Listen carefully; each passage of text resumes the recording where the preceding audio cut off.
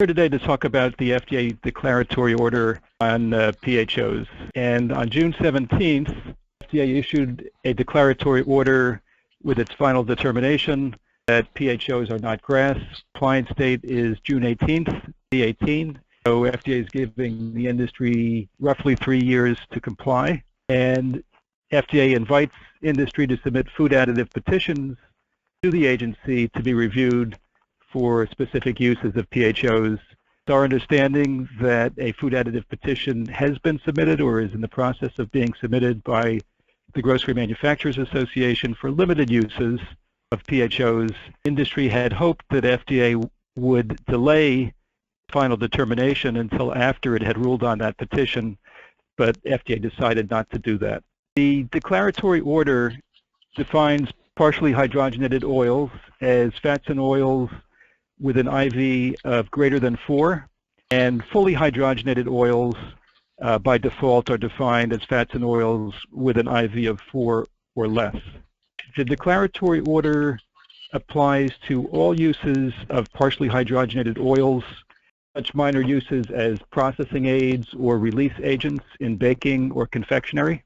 It does not affect, however, fully hydrogenated oils, refined oils, naturally occurring trans fat in meat and dairy products, conjugated linoleic acid, partially hydrogenated methyl ester of rosin, ingredients that are made using PHOs as raw materials where the ingredient itself does not contain PHOs, and it does not affect PHOs that are used in animal feed. Ingredients that are synthesized using PHOs as raw materials, FDA did caution, however, that if an ingredient is being used based on a GRAS self-determination, that is an ingredient where PHAs are used to synthesize, or the ingredient itself is synthesized using PHOs but does not contain PHOs, if that ingredient is being used based on a GRAS self-determination, reevaluation of that GRAS self-determination may be appropriate. The rationale for FDA's decision is FDA has concluded that there is no longer a consensus among qualified experts that PHOs are safe for use in human food, and therefore partially hydrogenated oils no longer meet the definition of GRAS, generally recognized as safe. And FDA reaches this conclusion based on scientific evidence, and they cite a number of, as well as epidemiologic studies, as well as expert panel or consensus reports that came to the conclusion that consumption of industrially produced trans PHOs increased the risk of heart disease. In that regard, they're focusing mainly on increases in LDL cholesterol, though they also do consider decreases in HDL cholesterol and changes to the ratios of the different blood lipids. So FDA basically is saying there is no longer consensus of the safety of PHOs. They are not determining affirmatively that they are not safe, but they're saying there's no longer consensus. In terms of FDA's legal authority, FDA is saying that it has the authority to determine that a substance is or is not GRAS. And FDA also says that they can administrative proceeding and a declaratory order, as they're doing here, to determine that a substance is not GRAS. So they do not have to do a rulemaking of the Administrative Procedures Act. The legal impact of the determination means that effective June 18th, 2018, partially hydrogenated oils will be a food additive, and that will mean that they may not be used in human food except pursuant to a food additive regulation. Absent an applicable food additive regulation containing partially hydrogenated oils as of that date will be deemed to be adulterated, subject to FDA enforcement action. What is the likelihood of a food additive petition being approved by FDA for PHOs? I think the likelihood is that FDA is probably only going to approve limited uses of PHOs in food. FDA insists in this declaratory order that there is a linear relationship between intake and risk of heart disease. They spend a lot of ink in the declaratory order arguing that the data supports a linear relationship and that there is no evidence of a threshold below which trans fatty acids are safe. Another legal impact potentially is state and local legislation and litigation. There have already been several lawsuits against manufacturers of foods containing PHOs by a particular law firm in California called the Weston Group. To see more of those lawsuits. In the declaratory order, FDA does not offer much protection from such litigation. Say that there is no express preemption of state and local laws that ban or restrict PHOs. State and local legislatures are free to enact those laws now. FDA can't do anything about that, they say. They go beyond that and they say there's also no implied preemption of state and local laws. So they're saying that FDA says that they believe any state or local laws banning or restricting PHOs in food, in their view, would not conflict with federal law or frustrate federal objectives. Those are criteria for implied federal preemption. So essentially, they're signaling to state and local governments that they're free to enact their own bans or restrictions on PHOs and foods containing PHOs if they choose to do so now, and that attorneys and class action plaintiffs are free to sue manufacturers under state laws. And during a teleconference when Mike Taylor of FDA was asked about the legal status of partially hydrogenated oils during the 3-year transition period, he declined to answer the question. Lastly, many people have speculated that this could be a precedent for FDA to reconsider the GRAS status of other foods that contain nutrients that are related to chronic disease, like salt, which contains sodium. FDA and many people argued in comments to the agency that this was a change in FDA's interpretation of the GRAS standard. FDA denies this. They said, we are not changing our interpretation of the GRAS standard, and they say that health concerns related to nutrient intake always been and may always be addressed by FDA through the food additive provisions of the Act, i.e. through determining that substances are not GRAS. So FDA is basically saying, move along, there's nothing new here. Many people think that this is a change in how FDA views the GRAS standard, which has traditionally been viewed to review the toxicology of substances and not really to focus on nutrients that are related to chronic diet-related diseases like trans fat. Wild card is, I think, how major retail chains are going to react to this. You see here, Panera Bread has a no-no list that they came out with earlier this year. Includes partially hydrogenated oils. Many of the retail chains, supermarket chains and restaurant chains are reanalyzing their ingredients and trying to remove ones that have received negative publicity. So we'll have to wait and see how the retail chains respond to this decision by FDA. I'd like to now open it up to questions. Bob, thank you for that overview. We do have 1 or 2 questions in right now, Bob, that we can start the session with, if that's okay. So you mentioned the Grocery Manufacturers Association that they're either have filed or about to file. Do you have any knowledge about what applications that petition might cover, and this blanket petition to cover all uses under a certain threshold for trans fats, or will manufacturers kind of need to file their own petitions for each specific application? I don't know whether the GMA petition has been submitted to FDA yet. For a variety of reasons, neither GMA nor FDA are willing to confirm that it's been submitted yet. I don't know what food applications the petition would cover. I would expect that they'll be fairly limited. FDA has always said in the past that it will be a high hurdle for a food additive petition to show safety uses of PHOs. But other manufacturers are certainly free to file their own petitions with FDA. The limited nature goes back to your comments about the calculation of the risk as a linear risk and not a threshold risk. Is the primary reason you think they're going to be very restrictive on their? That's right. FDA did refer in the declaratory order to the existence of a study, an unpublished study, which I believe is a study that ILSI is working on, International Life Sciences Institute. And that study attempts to show that there is not a linear relationship. So there is an effort to challenge the linear relationship that FDA seems wedded to. In any case, I think FDA, it will be difficult for FDA to back down from its position, and for probably only limited uses are going to be approved by FDA. All right, Bob, we have another question here from viewers. The question is, are emulsifiers created by PHOs affected in this decision?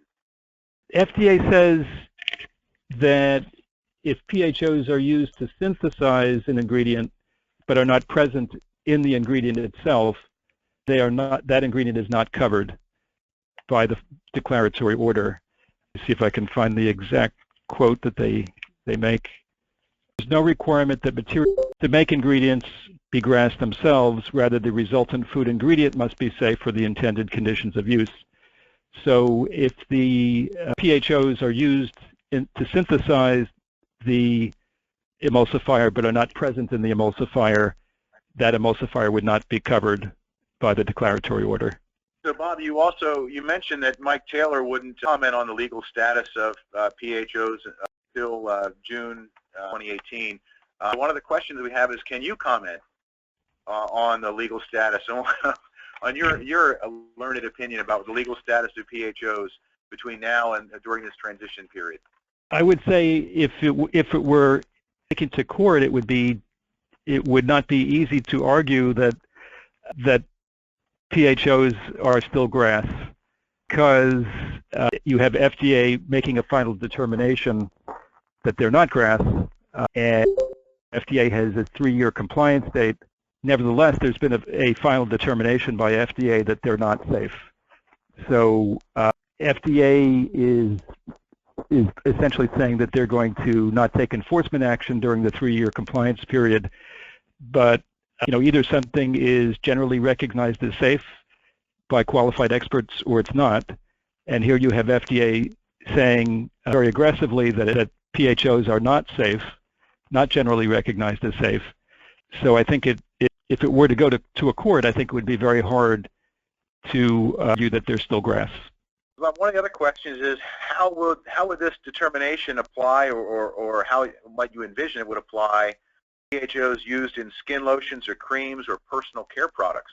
The applies to human food, so those products would not be affected. Do you imagine that FDA may look at that in the future?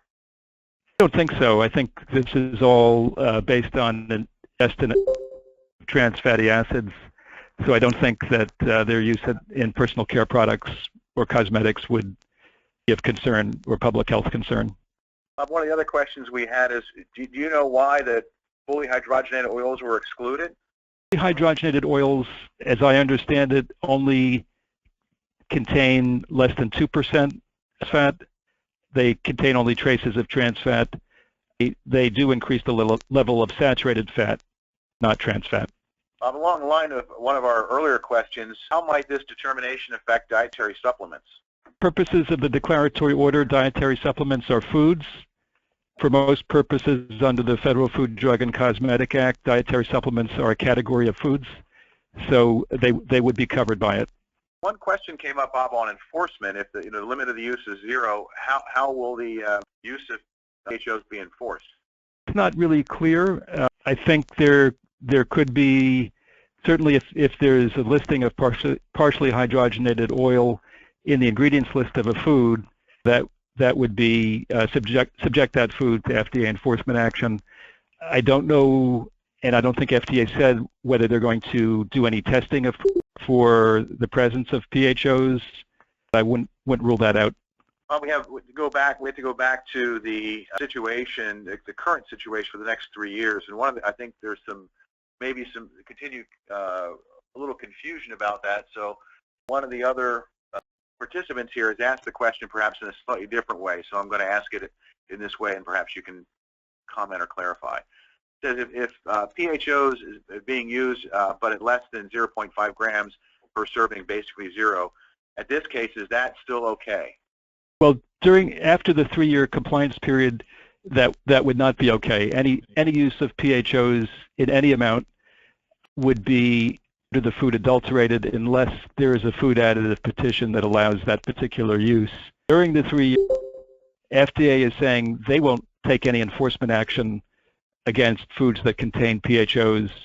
However, they've basically left the door open for state and local jurisdictions, if they wish to take action through legislation, and they've also left the door open for class action attorneys to sue companies.